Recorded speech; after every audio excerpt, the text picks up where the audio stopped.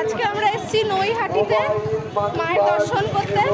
দেখা যাক সব এই ঠাডা পড়া রোদে প্লাস এত ভিড় ঠেলে দেখা যাক কতটা দর্শন করতে পারছি।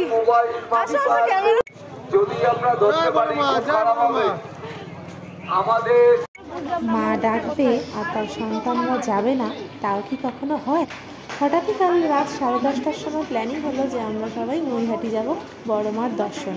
ব্যাস যেমন ভাবনা তেমন কাজ। এই আজ সকাল সকাল স্নান টান করে রেডি হয়ে আমরা সবাই চলে এসেছি নৈহাটিতে।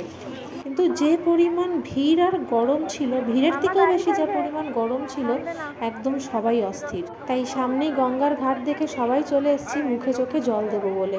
তারপর যাব বড় মার দর্শনে। চলো তাহলে পুরো ভিডিওটা তোমাদের সাথেও শেয়ার করি। যারা অনেকেই বড় মায়ের দর্শন করতে পারেনি, আমার এই ভিডিওর মাধ্যমে তোমরা সবাই বড় মার দর্শনটাও করো। আমরা সকালের দিকে গেছিলাম, তাই সাময়িকভাবে ভিড়টা একটু কম পেয়েছি।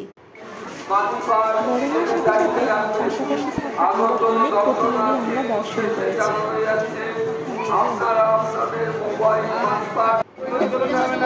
এই হলেন ছোট দিদি।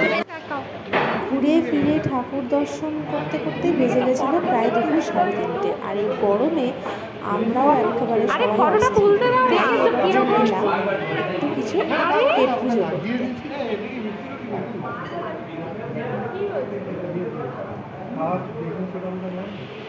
আর মাম্মা এই প্রথম এইভাবে রেস্টুরেন্টে এলো। আমরা আসি না ভাবি হয়তো খুব বিরক্ত করবে,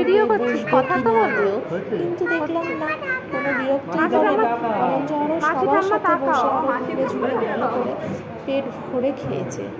এগুলো হচ্ছে আমাদের ভেজ আইটেম।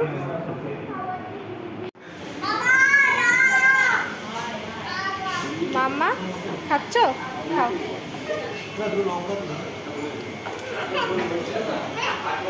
চলো এবার খাওয়া দাওয়া শেষ করে বাড়ি ফেরা। কিন্তু ট্রেনে আর স্টেশনে যে পরিমাণে ভিড় ছিল, আমার ভিডিওটা করে ওঠা সত্যি একেবারে। তাই আজ এই অবধি থাকলে আমার ভিডিওটা যদি ভালো লেগে থাকে, like and subscribe my channel.